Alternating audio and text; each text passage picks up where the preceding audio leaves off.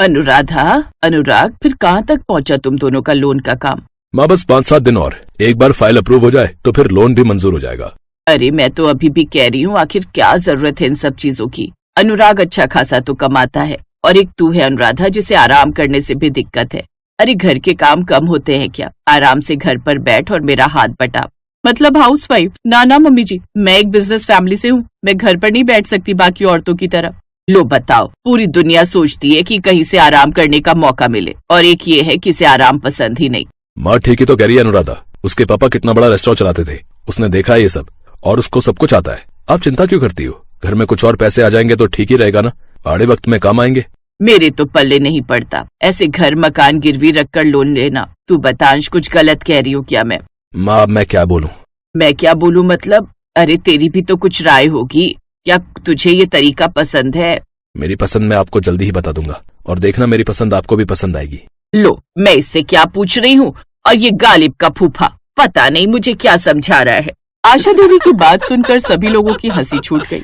आशा देवी के 2 बेटे थे, बड़ा अनुराग और छोटा अंश। अनुराग की शादी अनुराधा से हुई थी, जबकि अंश के कॉलेज का आखिरी साल था।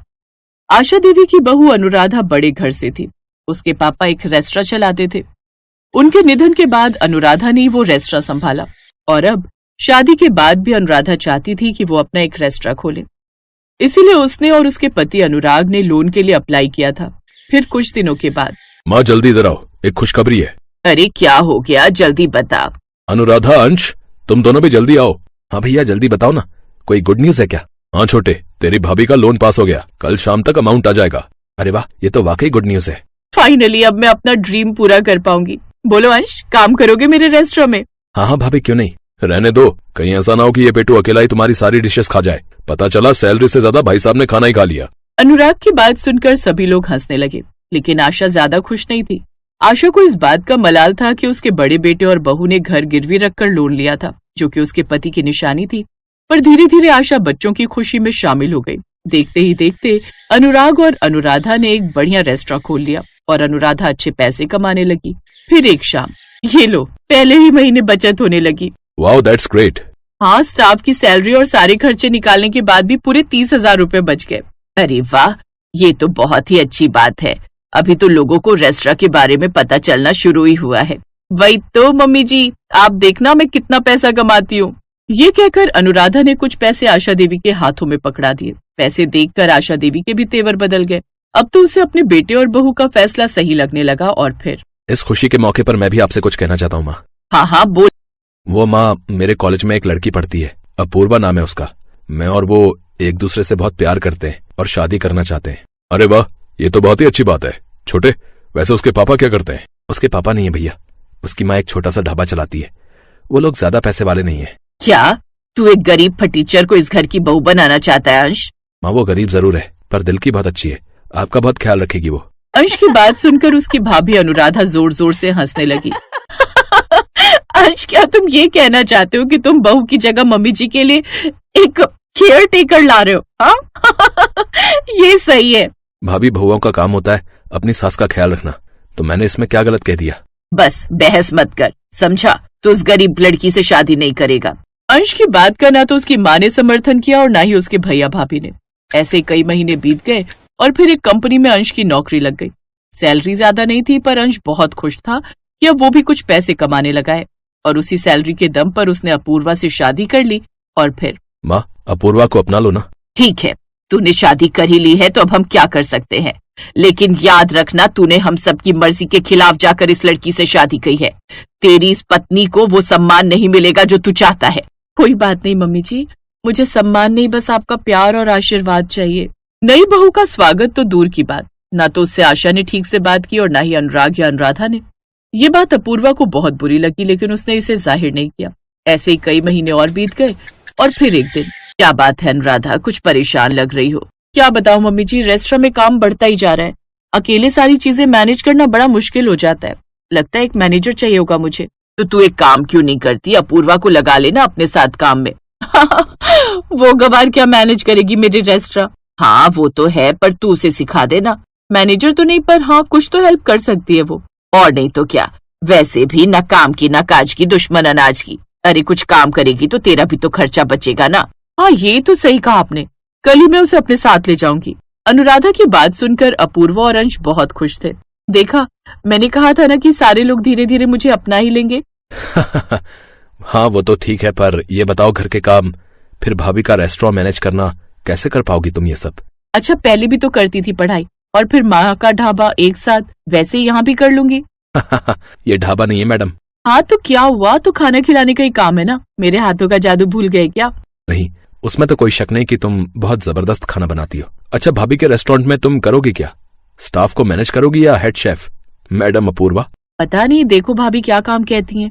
अंश और अपूर्वा एक तरफ सपने बुन रहे थे तो दूसरी तरफ रेस्टोरेंट में। अपूर्वा देखो ना, अभी तक सफाई वाली नहीं आई, कस्टमर आते ही होंगे, तुम जरा ये कुर्सी और टेबल की सफाई कर दो ना। हाँ हाँ भाभी मैं अभी कर। कहाँ अपूर्वा मैनेजर की कुर्सी पर बैठने की बात सोचकर आई थी और कहाँ वो बेचारी अपनी जेठानी के रेस्टोरेंट में सफाई कर रही थी। फिर उसी शाम, चलो अब क्लोजिंग का टाइम हो गया। अपूर्वा तुम बढ़िया सफाई करती हो, एक काम करो तुम यही करो, कल से हर महीने अच्छी सैलरी दूंगी तुम्हें। अनुराधा की बात सुनकर उसका पूरा स्टाफ अपूर्वा पर हंसने लगा। पूरे स्टाफ के सामने अपना अपमान अपूर्वा सह नहीं पाई और रोते हुए अपने घर आ गई। उसने सारी बात अंश को बताई। अपूर्वा की बात सुनकर अंश आग बबूला हो गया। उस दिन घर में जमकर कलेश हुआ। नतीजा अंश अपूर्वा को लेकर घर छोड़कर चला गया। इस बात को कई महीने बीत गए और फिर एक दिन, सुनिए मैं कह रही थी क्यों ना मैं कुछ काम करूं। मेरी सैलरी कम है इसलिए तुम ऐसा कह रही हो ना? नहीं ऐसी बात नहीं है, मैं तो इसलिए कह रही हूँ ताकि आपका हाथ बटा सकूं। तो क्या करना चाहती है मैडम? ठेला लगाऊंगी खाने का, और फिर देखना लोग टूट पड़ेंगे मेरे हाथ का खाना खाने के लिए। हाँ वो तो मुझे पता है, तुम चिंता मत करो, मैं कुछ करता हूँ। अपनी पत्नी की इच्छा पूरी करने के लिए अंश ने अपनी सारी जमा पूंजी खर्च करके उसके लिए एक अच्छा सा ठेला तैयार करवाया। और फिर थैंक यू, ये ठेला तो बहुत ही प्यारा है, कितनी प्यारी लाइटिंग है इसमें। अच्छा ये तो बताओ इसे लगाएंगे कहाँ? वो मैंने सोच रखा है। अगले दिन अंश ने अपने ठेले को अपनी भाभी के रेस्टोरेंट के ठीक सामने लगा दिया। ठेला देखकर अनुराधा बाहर आई और उन दोनों को देखकर जोर जोर से हंसने लगी। आ गए ना तुम दोनों अपनी औकात पर ठेले वालों। हाँ भाभी, अब हम आपको अपनी औकात बताएंगे। अपूर्वा अब मेरी इज्जत का सवाल है, समझी ना? अपूर्वा ने अंश की तरफ देखकर गर्दन झुकाकर हामी भरी। अपूर्वा की आंखों में गुस्सा था तो उधर अनुराधा उनका मजाक बनाकर चली गई। धीरे धीरे वक्त बीतने लगा। अपूर्वा के खाने के वाजिब दाम और उसके हाथ के लाजवाब स्वाद ने अनुराधा के कस्टमर्स को अपनी तरफ खींचना शुरू कर दिया। और फिर ऐसा दिन भी आया जब अनुराधा के रेस्टोरेंट पर इक्का दुक्का लोग आते और अपूर्वा को फुर्सत नहीं रहती। वो हर महीने लाखों रुपए कमाने लगी। फिर एक दिन, अपूर्वा तुम्हें पता चला क्या? क्या हुआ? वो माँ का घर बैंक वालों ने ले लिया। पर क्यों? और मम्मी जी कहाँ हैं? भाभी लोन की किश्तें नहीं भर पाई। वो बैंक वालों ने घर और रेस्टोरेंट दोनों की नीलामी रखी है। माँ भैया और भाभी सबको घर से निकाल दिया। वो कल सुबह से ही भूखे प्यासे सड़क के किनारे बैठे। इतना सुनते ही अपूर्वा की आंखों से आंसू गिरने लगे और फिर, उठिए मम्मी जी, चलिए घर चलिए और ये लीजिए आपके घर की चाबी। हाँ माँ, अपूर्वा ने आपके घर को बैंक से छुड़वा लिया है। अब आपका घर आपका ही है और हमेशा आपका ही रहेगा। और भाभी आपका रेस्टोरेंट भी मैंने खरीद लिया है, आप चिंता मत करो, कल से दोबारा रेस्टोरेंट खुलेगा और आप मेरे रेस्टोरेंट में। अपूर्वा जरा सी देर के लिए रुकी और उसकी बात सुनने के लिए आशा, अनुराधा और अनुराग बेताब थे, क्योंकि वो अपूर्वा के अपमान को देख चुके थे। तभी अपूर्वा ने अपनी बात पूरी करते हुए कहा, और आप मेरे रेस्टोरेंट में मेरी पार्टनर बनकर काम करेंगी, बोलिए करेंगी ना?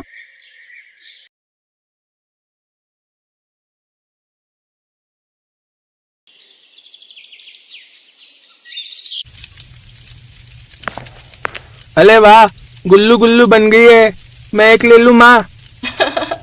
हाँ हाँ, मेरा गप्पू नहीं खाएगा तो और कौन खाएगा भला? ले ले बेटा। नहीं, रुक जाओ गप्पू, तुमने हाथ धोए? धोए ना बापू, अभी थोड़ी देर पहले धोए थे। नहीं बेटा, उसके बाद तुम बाहर खेलने चले गए थे और वहाँ मिट्टी में खेलने के बाद तुम सीधा यहीं आ गए। चलो जाकर पहले हाथ धोकर आओ। ओफो, आप भी ना हद करते हो, बच्चे ही तो है। और यहाँ कौन से आपके ग्राहक देखने आ रहे हैं? नहीं सुनीता, कोई देखे या ना देखे, हमें हमारी ईमानदारी में कोई लापरवाही नहीं चाहिए। तुम भूल गई क्या बाबूजी क्या कहते थे? चाहे मिले मौका या हो मजबूरी, करना ना कभी जी चोरी, तभी बना सकोगे एकदम बढ़िया पानी पूरी। हाँ हाँ, सब याद है मुझे। खुद तो कह सुनकर चले गए आपके बाबूजी और हमें छोड़ गए यूं गरीबी में जीने के लिए। ऐसा क्यों बोल रही हो? अच्छा बताओ तुम्हें जो चाहिए, आज के आज ला कर दूंगा। अच्छा तो फिर चलो अभी के अभी जाओ और मेरे लिए एक सोने का हार, चांदी की पायलें और बनारसी साड़ी लेकर आओ। अब गप्पू के लिए भी एक सोने की चेन लेते आना।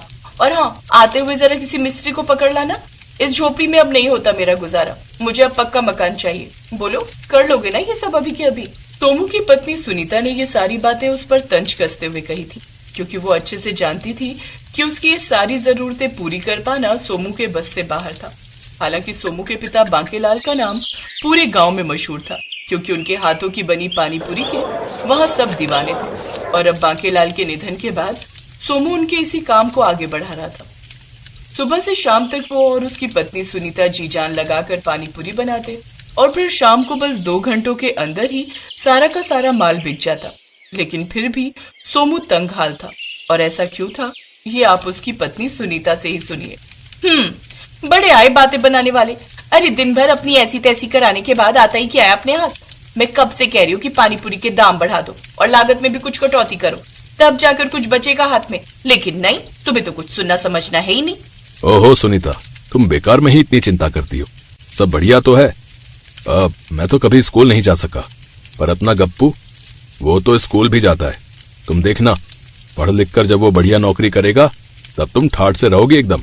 रहने दो जी, सरकारी स्कूल में पढ़कर क्या ही कर पाएगा वो बेचारा, और फिर बुढ़ापे में ठाठ मिले तो भी क्या ही फायदा।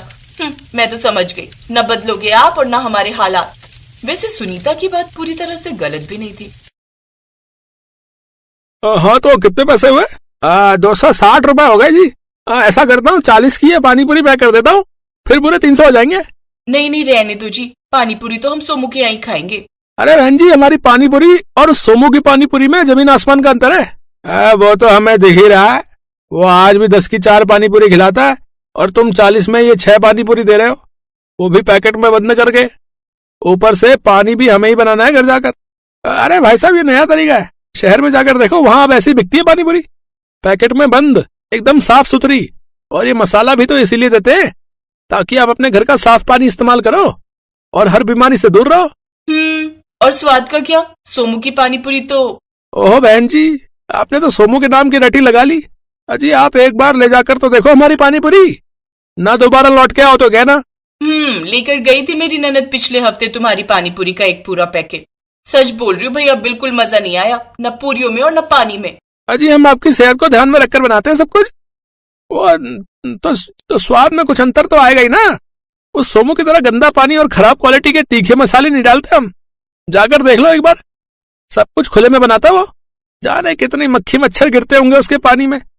सच बात है, गांव के लोग क्या जाने शहर के तौर तरीके। पर मेरी एक बात हमेशा याद रखना आप, कि सोना कभी सस्ते में नहीं बिकता। नथुलाल की महंगी और पैकेट बंद पानीपुरी भले ही ग्राहकों को पसंद नहीं आई हो, लेकिन उसकी बातें ग्राहकों के मन पर गहरा असर डाल रही थी। नतीजा ये हुआ कि गांव के सीधे साधे लोग उसकी बातों में आने लगे और सोमू की सस्ती पानीपुरी छोड़कर उसकी महंगी पानीपुरी के पैकेट खरीदने लगे। और फिर एक दिन, सुनीता चलो भाई, चलकर पूरियों का आटा मार दो। मैं तब तक खेत से ताजा पुदीना और धनिया तोड़ कर लाता हूँ। रहने दो जी, क्या करोगे और बनाकर? कल का बना सब कुछ रखा तो है। कैसी बातें कर रही हो सुनीता, कल की पानीपुरी आज कैसे खिलाएंगे? अब कम बनाएंगे, लेकिन ग्राहकों को खिलाएंगे तो ताजी पानीपुरी ही। अरे कौन से ग्राहक? वही जो उस नत्थू की दुकान के बाहर लाइन लगाकर खड़े हैं उसकी पैकेट वाली पानीपुरी खरीदने के लिए। देखो गप्पू के बापू, अब भी कह रही हूँ, बदल लो अपने तरीके, या फिर हो सके तो अपना ये काम ही बदल दो, वरना भूखे मरने की नौबत आ जाएगी। सुनीता और सोमू आपस में बातें कर ही रहे थे कि तभी उन्हें घर के बाहर से किसी की आवाज सुनाई दी। कोई जोर जोर से सोमू का आवाज लगा रहा था। सोमू, अरे ओ सोमू, अरे बाहर निकल जल्दी। नत्थू भैया, क्या हो गया? ऐसे क्यों चिल्ला रहे हो? शुक्र मना किया, अभी सब चिल्ला रहा हूँ। जी तो कर रहा है कि तेरा सिर फोड़ दूं पत्थर मार कर। जरा जुबान संभाल कर बात कर नत्थू, वरना। रुको सुनीता, मुझे बात करने दो। नत्थू भैया, आखिर किया क्या है मैंने? अरे तूने ऐसा पाप किया है जिसकी कोई माफी नहीं है, हैं? ये देख, तेरी सड़ी हुई पानीपुरी खाकर क्या हाल हो गया हमारी पिंकी का। ये कहते हुए नथुलाल ने एक बच्ची की ओर इशारा किया जो एक औरत की गोद में बेहोश पड़ी हुई थी। और फिर, पिंकी, क्या हुआ इसे? 10 रुपए लेकर गई थी मुझसे तुम्हारी पानीपुरी खाने के लिए, और देखो क्या हाल हो गया इसका। उल्टी 10 से इतनी हालत खराब है कि लड़की बेहोशी हो गई। नहीं भाभी, ऐसा नहीं हो सकता। मैं तो कितने सालों से आप सबको पानीपुरी खिला रहा हूँ। जरूर पिंकी ने कुछ और खाया होगा। चुप कर, अब झूठ बोलने से कोई फायदा नहीं है। आज हम तेरी ये सस्ती पानीपुरी की दुकान बंद करने आए हैं। चलो रे, उठाओ इसका सारा सामान और ले जाकर बाहर फेंक दो। नथुलाल का इशारा मिलते ही कुछ लोग आगे बढ़े, लेकिन वो नथुलाल के बर्तनों को छू पाते उससे पहले गप्पू ने आगे बढ़कर जोर से कहा, नहीं लुक जाओ, पिंकी ने कल मेरे बापू के गुल्लू गुल्लू नहीं खाए, उसे तो नत्थू ताता ने खिलाए थे गुल्लू गुल्लू, मैंने देखा था। गप्पू की बात सुनकर वहाँ खड़े सभी लोग चौंक गए और फिर जैसा बाप वैसा बेटा, देखो तो कैसे झूठ बोल रहा था। अरे मेरी पानी पूरी का पैकेट पूरे 40 रुपए का आता है और पिंकी के पास थे बस 10 रुपए। बताओ तो फिर मैं क्यों खिलाऊंगा उसे अपनी पानी पूरी? तुम लोग रुक क्यों गए? चलो उठाकर फेंको उसका सारा सामान। नहीं रुक जाओ, अब बेहोश होने से पहले बोल तो पिंकी भी कुछ ऐसा ही रही थी शायद, बार बार नत्थू भैया का ही नाम ले रही थी। अगर ऐसा है तो हमें इस मामले की पड़ताल अच्छे से करनी चाहिए। आप सब यहीं रुकिए। मेरा बेटा मनोज शहर के सरकारी अस्पताल में डॉक्टर है और फिलहाल घर आया हुआ है। मैं अभी उसे बुलवाता हूँ, अब वही बताएगा कि गड़बड़ किसकी पानीपुरी में है। ये गांव के मुखिया हैं जिनके बेटे ने आकर पहले सोमू की पानीपुरी और उसमें इस्तेमाल होने वाले सामान की जांच की और फिर वो नत्थूलाल के गोदाम में भी गया जहां उसकी पानीपुरी के पैकेट तैयार किए जाते थे।